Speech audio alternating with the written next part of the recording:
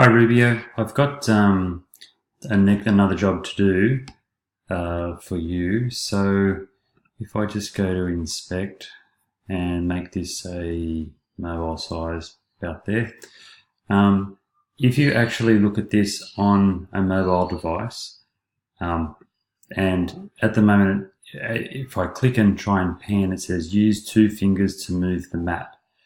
If you go to leafletjs.com on a mobile device, and one finger will move the map, and pinching will make the map zoom in and zoom out. You've obviously got the pinching